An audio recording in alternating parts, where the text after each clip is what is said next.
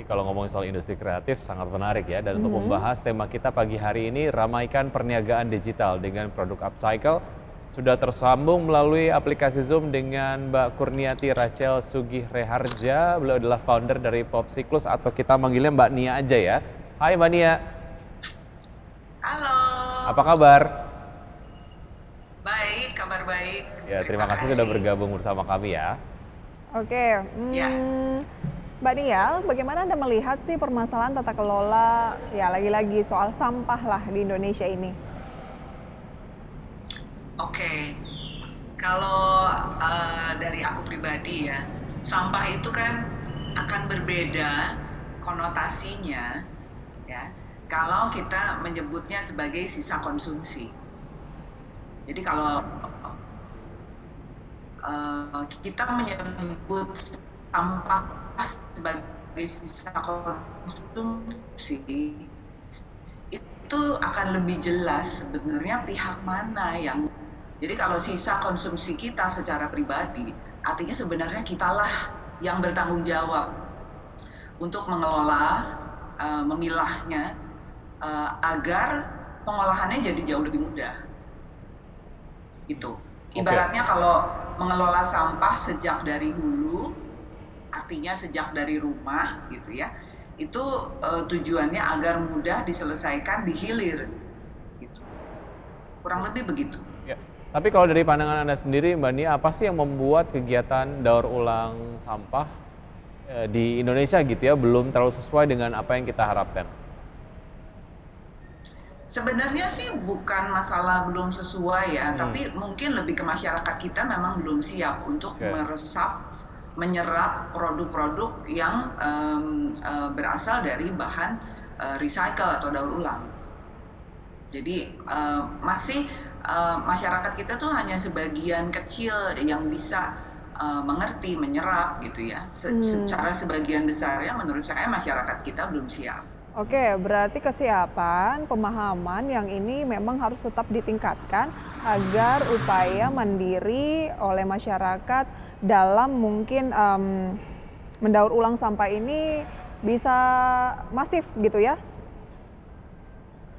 Betul, betul. Ya seperti tadi saya bilang ya, bahwa sebenarnya permasalahan sampah yaitu adalah PR bersama, tapi mengelola sampah itu istilahnya kita memilahnya harus dari hulu, supaya pengolahan di hilirnya menjadi lebih mudah. Oke, tapi yang jadi Pengolahannya ini akan menjadi Oke, yang jadi concern saya juga Wiki ya, apa sih yang membuat masyarakat itu pemahaman akan pengolahan sampah daur ulang ini tuh masih minim? Apakah kesalahannya tuh di mana gitu?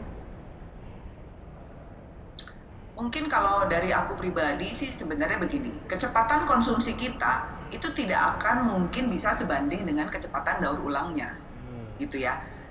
Andai kata begini, kita minum air dalam kemasan botol gitu ya, menghabiskannya tuh cepat. Tapi setelah itu botolnya akan melalui proses yang sangat panjang untuk diolah.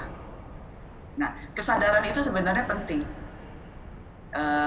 Masyarakat kita harus mulai mengubah perilaku dalam konsumsi mereka sehari-hari, menyadari bahwa oh ya kita menghabiskannya begitu cepat, tapi mengolahnya itu memerlukan waktu yang sangat panjang loh. Nah, akhirnya produk dari bahan-bahan limbah daur ulang, ya, kenapa harganya mahal? Karena memang prosesnya panjang. Nah, masyarakat kita ini melihatnya kenapa sih ini misalnya barang terbuat dari limbah karton susu misalnya seperti yang saya lakukan. Kenapa tas karton susunya mahal gitu kan? Kok mahal sekali? Mereka akan lebih memilih produk yang mempunyai fungsi serupa tapi harganya lebih murah. Gitu Dan ya. baru gitu ya? Sedangkan produk betul dari bahan baru gitu ya. Nah, sedangkan si produk yang memiliki fungsi sama tapi terbuat dari bahan daur ulang yang melalui proses cukup panjang tidaklah murah karena memang prosesnya juga tidaklah singkat. Baik, ini menjadi sebuah challenge ketika bicara mengenai market dari produk upcycle ataupun produk yang recycle lah ya. Tapi apa yang membuat Anda terinspirasi untuk mendirikan Popsiklus sendiri, Mbak Nia? Walaupun memang challenge-nya ini cukup banyak gitu. Ya kalau aku pribadi sebenarnya karena dari isu sampah rumah tangga tadinya. Karena dulu di tempat aku tinggal itu tukang sampahnya tidak datang setiap hari, ya. Jadi tukang sampahnya itu datang seminggu sekali, kadang-kadang 2 minggu sekali bahkan gitu ya. Jadi memang PR untuk saya bagaimana supaya rumah itu tidak berbau gitu ya. Menjadi PR untuk keluarga kecil saya untuk menyelesaikan problem itu saat itu. Oke, Nah, pengalaman kemudian dari pribadi lah ya. tumpukan sampah, pengalaman pribadi betul. Jadi dari pengalaman pribadi, karena tukang sampah di daerah saya saat itu tinggal tidak datang setiap hari. Oke. Barang apa saja sih yang di upcycle di Popcycle? Popsicles ya. Popsiklus, iya betul.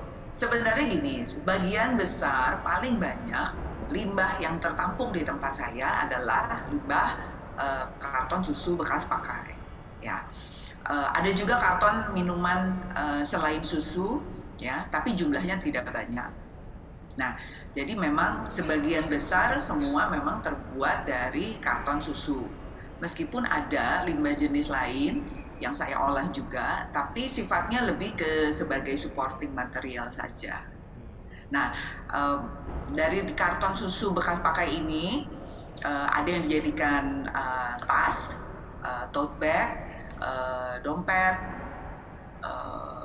tempat handphone gitu ya, cover buku, lebih ke produk untuk sehari-hari gitu.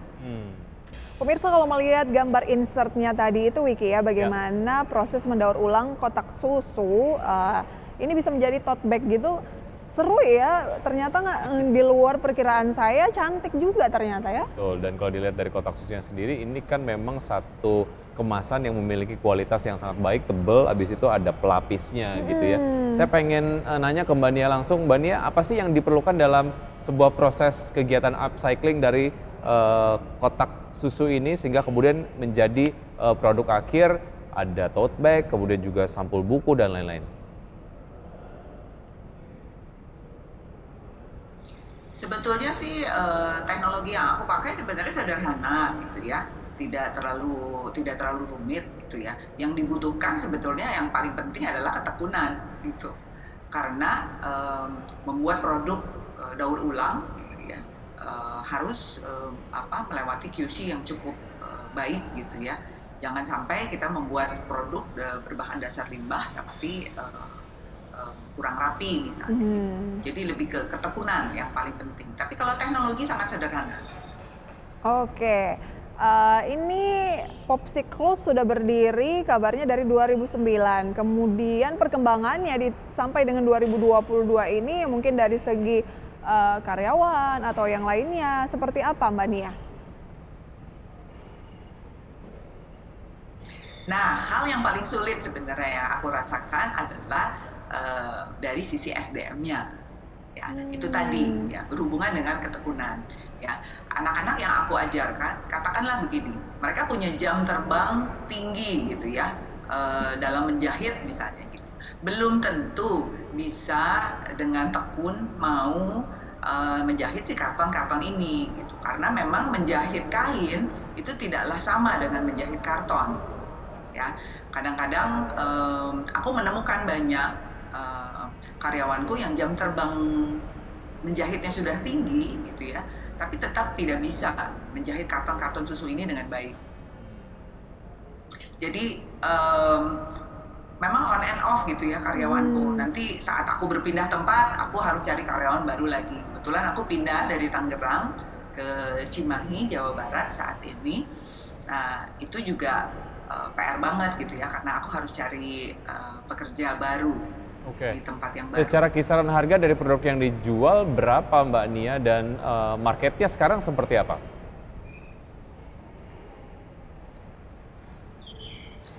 Harga itu berkisar dari 395.000 hingga 550.000. Ya, saat ini memang penyerapan yang paling besar itu adanya di ibu kota, ya, karena memang seperti tadi saya bilang di Mhm. awal gitu ya, penyerapan produk daur ulang itu tidaklah banyak. Jadi memang Hmm. segmented sekali, sangat sangat segmented sekali. Oke, dari harganya sebenarnya sangat prospektif gitu ya, dan tadi sempat juga disampaikan oleh Mbak Nia bahwa ketahanannya tuh bisa untuk tote bag tuh bisa sampai 5 tahun, Hmm. Wiki ya. Ada tidak mungkin target-target yang pengen banget dicapai dari Popsiklus ke depan?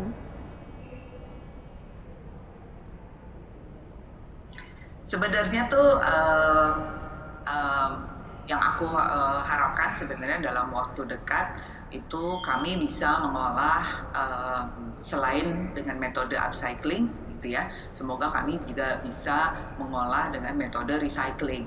Karena memang ada beberapa sisa-sisa potongan meskipun sedikit yang menjadi PR banget nih untuk kita gitu ya. Jadi kita sedang mencoba mencarikan solusi untuk tetap bisa mengolah sisa-sisa potongan yang kecil-kecil itu. Nah itu satu-satunya cara adalah dengan metode recycling. Oke. Kalau bahan dasar dari kemasan kotak susunya kan itu jadi bahan dasar untuk pembuatan tote bag ya. Kalau yang plastik-plastiknya yang biasanya jadi apa namanya saluran pada saat si susunya itu keluar dari kemasannya, yang plastiknya itu dibuat jadi apa, Mbak Nia?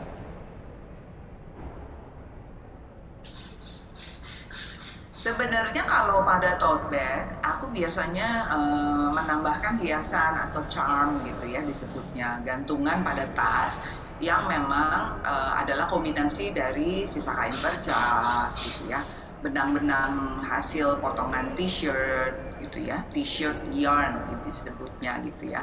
Dan tentu saja plastik-plastik tutup botol, tutup putar ataupun segel plastik Hmm. yang biasanya kalau kita temukan saat kita membuka kemasan karton susu. Nah itu sebenarnya aku jadikan charm, gantungan pada tas gitu. Oke, kita baru saja juga melihat ya tas yang jadi insert barusan ini tuh cantik banget tuh Iki, yang tadi Bentuk kayak akhirnya. warna coklat terus pinggirannya itu merah wine gitu tuh cakep banget. Tetapi lagi-lagi tadi Mbak Nia juga sudah menyinggung yang menjadi kendala adalah satu SDM yang on off gitu ya, kemudian juga mungkin teknologi ya Mbak Nia, yang Anda katakan tadi bukan cuma mau upcycling tetapi juga sebenarnya mau mendaur ulang. Nah berarti butuh teknologi ya yang lebih uh, canggih lah.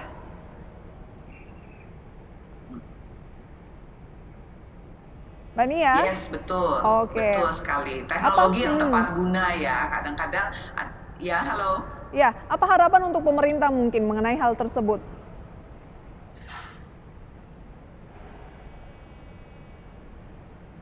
Nah, ini adalah PR bersama sebetulnya ya. Kadang-kadang aku selalu ingin sih dukungan pemerintah lebih concern gitu ya, jajaran-jajaran dari lembaga pemerintahan gitu ya yang memiliki pengetahuan teknologi gitu ya, tapi kadang-kadang teknologinya itu tidak tepat guna pada pelaku-pelaku usaha mikro seperti saya gitu.